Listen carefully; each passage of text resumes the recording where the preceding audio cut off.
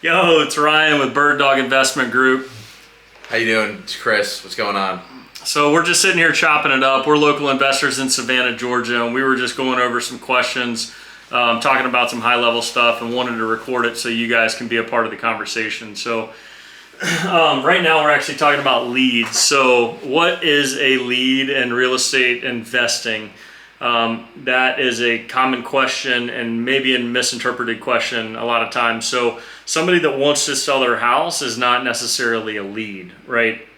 It could be a lead for a realtor, but not for an investor. So there's definitely criteria that we have to break down to make sure that we have a qualified lead. And so for whether you're a solopreneur and you're doing this yourself or you have a team of people, you have to really identify what qualifies a lead. So out of those criteria, there's really some basic fundamentals that are going to be required for that lead to qualify to be an investment. At the end of the day, we're looking for 40 to 50% of actual current value. So like if you pull up Zillow, then realistically speaking, when it's all said and done, we need to have an offer at 40 to 50% of that Zillow number. So anybody that wants to sell their house is probably not going to accept that number. There's got to be something to influence them to accept that offer, that discount, so that we can do what we do to create equity by flipping the house and improving the house, whatever it may be. So Chris, I mean, in your experience, what have you seen as a couple of like motivators that would influence somebody to sell their house for 40 or 50 cents on the dollar? I would say that a lot of the times just life happens. People get into some sticky situations where they need money fast. Whether a parent's getting older, they need to, someone got sick, someone got hurt, they need to pay for care. Someone gets laid off from their job and they can't afford their house anymore. So just people in distress, that's kind of what I've seen in the past. And so, when you have these conversations with people, you want to talk about it. You don't want to just go in immediately like we've talked about before and just offer them the 40% on the dollar number, because they're going to be hesitant. Everyone wants the most money for their house, but obviously some people in the situation, maybe their house is in bad condition, they can't list it on the market with a realtor. They're going to have to put 10 to 15 grand into it for paint, floors, and different things to get it market ready. So they're willing to take that lower offer. At least that's what I've seen. Yeah, for sure. Yeah, so everything that Chris just mentioned, these are life events. So age, health, divorce, finance issues, stuff with the house, the condition of the house. There is a lot of factors that can add up. Some of them you just have one life event or financial event or health event. Sometimes you have multiple events that all stack on top of each other that are going to qualify that lead and allow them to be able to accept that number, that discount, because speed and convenience is the key, right? So on any transaction, and I tell my team this all the time, on a real estate transaction, you've got convenience. I'm just going to write that. You got price, and then you got speed, right? So think of this as a seesaw or a teeter-tot. And our goal on the trading side is that we're going to offer convenience on every single trade, right? If the price goes up, then the speed goes down, right? You want the higher price, you're going to have to spend 60 days, at this point, 60, 90 days to get everything staged, fixed up, listed with an MLS agent. And then it's going to sit on the market for God knows how long. Exactly. So, but you very well might get that price that you're looking for. Now, on the flip side, if you want speed, right, and the speed is faster, then that price is going to come down because the teeter-tot's pushing on the other side. So all of the factors that Chris mentioned before, all these life events, all these financial events, everything, the more you have stacked up on their lives, that's going to influence that speed, that urgency, that's going to drive that price down.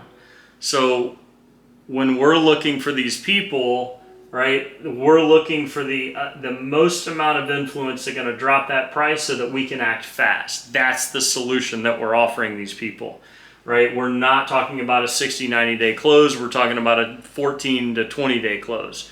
So those qualifications are specifically focused on fast transactions that are going to drive that price down. So if this visual helps, always think about that when you're communicating with the seller and you're trying to find out. The worst thing you can ask somebody is price, and then dig into the price, right? Because if you're focused on price, then that's all you're talking about, right? That's a conversation about price. Our conversations are focused on motivation.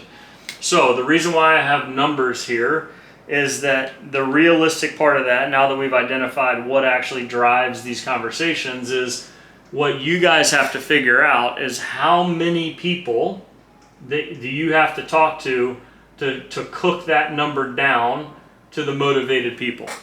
And then out of those motivated people, how many are going to end up into a contract, right? So here's your stepping stone here, and the funnel funnels down to contracts. So I might have to talk to 100,000 people to get 400 qualified people in my system to get 12.68 contracts. I may or may not have that number in my system, right?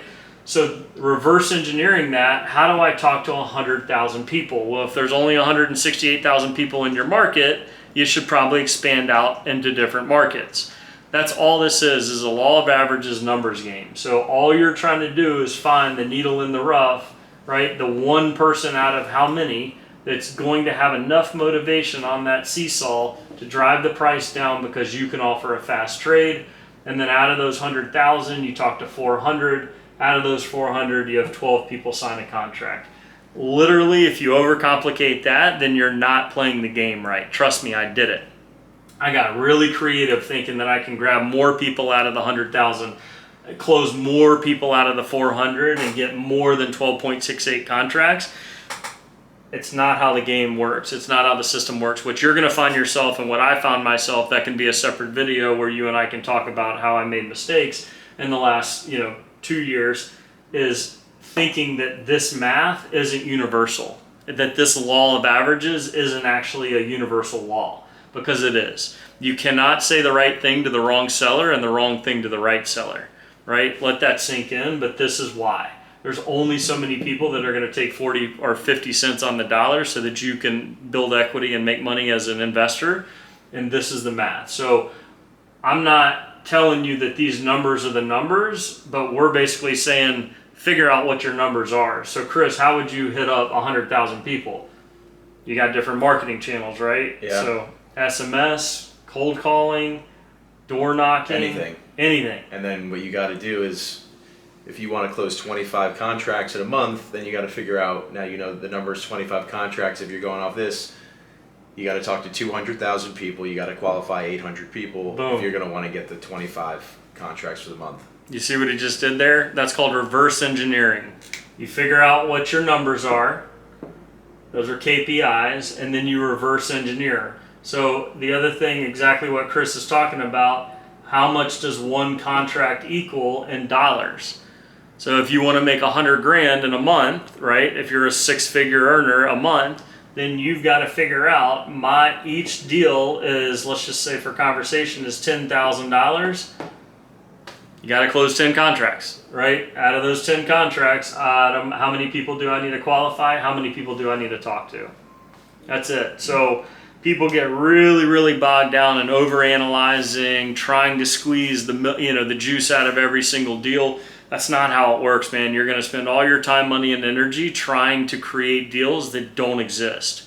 You got to find a bigger pool to play in, and just always remember, your competition is not other businesses. It's your conversation with the seller. That's your competition. You're competing with yourself on how good you can be at selling a fast and convenient close with the seller. That's it.